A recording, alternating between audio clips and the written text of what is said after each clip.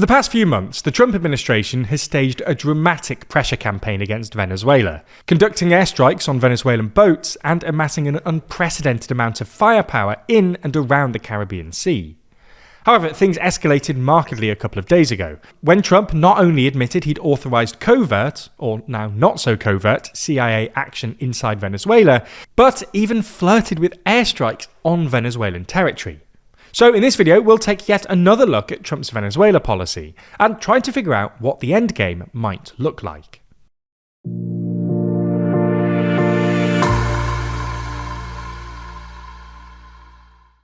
Could you rank every single politician in the world? Here are our thoughts and argue with us on our podcast, The World Leader Leaderboard. Find it over on the TLDR Podcast YouTube channel or in your favourite podcast app. So, probably the first thing to say is that Trump has actually threatened to invade Venezuela quite a few times in the past. According to CNN, on August the 10th, 2017, only a couple of months after taking office, and with Venezuela engulfed in crisis, Trump floated a full-scale invasion during a closed-door meeting, only to be talked out of it by his then National Security Advisor, H.R. McMaster, on the grounds that it could backfire, and was widely opposed by America's regional allies. Nonetheless, a day later, on August the 11th, Trump said he, quote, wasn't going to rule out a military option, and White House spokespeople continued to insist that, quote, all options were on the table throughout his first term. Obviously, this didn't happen, and the Trump administration instead pursued a policy of so-called maximum pressure, offering a $15 million reward for any information leading to Maduro's arrest, imposing massive sanctions, and refusing to recognise Maduro as the legitimate president. Towards the end of his term, Trump ratcheted up the rhetoric, telling Fox News in May 2020 that, quote, if we ever did anything with Venezuela, I wouldn't send a small little group. No. It would be called an army. During the presidential election campaign later that year, there were reports that Marco Rubio, who was a senator at the time and who's always held a remarkably hawkish position on the issue, suggested an invasion during at least 2 meetings with senior White House officials. And John Bolton, who was Trump's national security advisor between 2018 and 2019, published a book where he claimed that Trump said that invading would be, quote, cool, because Venezuela is apparently, in Trump's words, really part of the United States. At the time, Bolton's allegations felt somewhat far-fetched, but they feel more plausible in light of Trump's annexationalist rhetoric towards Canada and Greenland in his second term, and some of his comments in the interim. In 2023, for instance, Trump said, quote, we would have taken over Venezuela, we would have kept all that oil. For context, Venezuela has the world's largest proven oil reserves, but oil production in the country has been hampered by chronic political and economic turmoil, which has in turn been exacerbated by massive US sanctions. Unsurprisingly, Trump and Maduro aren't getting on any better in his second term. Tensions spiked in January, when Maduro suggested that Venezuela, with the help of Brazil, should invade Puerto Rico, an unincorporated territory and self-governing commonwealth of the US, in order to, quote, liberate its people. A few days later, Axios reported that Trump's team was planning on pursuing a policy of regime change in Venezuela, in large part because they blamed Maduro and his chronic mismanagement for the massive migration flows from Venezuela to the US in recent years. There was a brief period of calm in the summer, when the two countries completed a large-scale prisoner swap, and the Trump administration gave Chevron the green light to resume oil production in Venezuela. But in the past few months, tensions have skyrocketed. Broadly speaking, 4 things have happened. First, in early August, the US increased the reward on Maduro to $50 million, and accused him of heading up the cartel of the Suns, a Venezuelan crime syndicate recently designated by the US as a terrorist group. Second, the US has carried out a number of airstrikes on Venezuelan boats.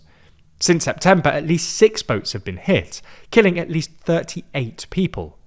The Trump administration has claimed that the boats were trafficking drugs and operated by various cartels, but no substantial evidence has been provided to corroborate these claims, and the UN said in September that the strikes were illegal under international law.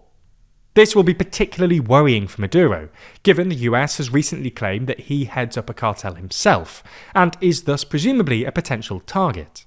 Third, the US has amassed a conspicuous amount of firepower in the Caribbean. This began in August, when the US deployed the Iwo Jima Amphibious Ready Group, a 4,500 troop strong unit specialising in supporting land invasions, to an area off the coast of Venezuela.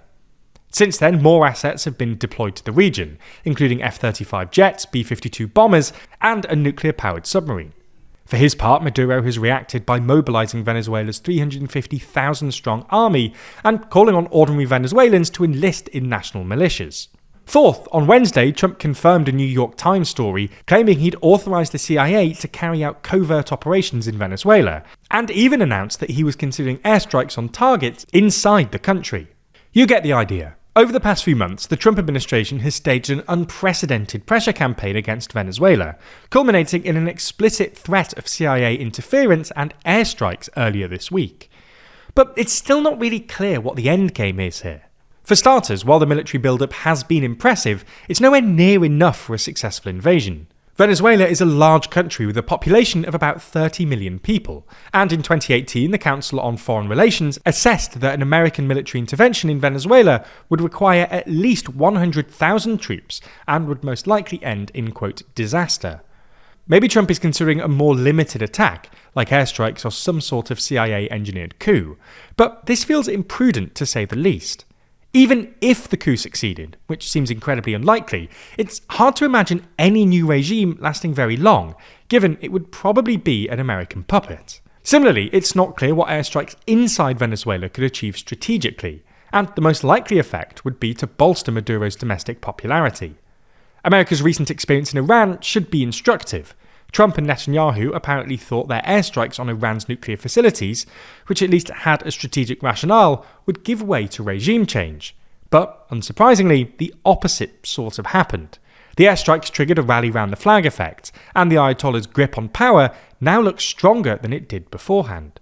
Whatever the endgame, Trump's focus on Venezuela contrasts markedly with his ambivalence towards America's traditional security commitments like NATO and Taiwan, and is yet more evidence that Trump's foreign policy will probably centre around establishing America's so-called sphere of influence in North and Central America, while drawing down its other commitments. Now, this story about a potential US invasion of Venezuela is constantly changing and updating as more and more outlets are reporting on it. Right now, there are 437 sources currently reporting on it, with most of the coverage coming from the left. If we dive a bit deeper, we can see that the left is generally framing it as an illegitimate attempt at regime change, while the right is generally framing it as a national security operation. This type of analysis is why Ground News has been my favourite way to stay up to date with the news since 2023, so I want to thank them for sponsoring this video. It's no secret by this point just how much we're fans of Ground News. They've been long-time supporters of this channel and independent news media at large. Their app and website makes it easier to navigate the news.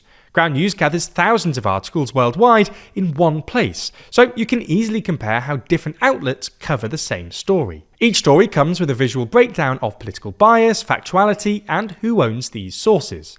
And it's not just me. Ground News has even been recognised by the Nobel Peace Centre for its impact on media literacy. And speaking of bias, their brilliant blind spot feed allows you to fully expand your media bias and find stories that are being disproportionately covered by one side of the political spectrum or the other. It's important to know the full story, and Ground News ensures you always will. If you're curious and committed to understanding what's really going on in the world, like us, Ground News is the tool you've been looking for, and that's why we've partnered with them to give TLDR viewers 40% off their unlimited access Vantage plan. Subscribe to the link in the description, ground.news/TLDR, or scan the QR code on screen. By subscribing, you're also supporting an independent news platform that's working to make the media landscape more transparent and balanced.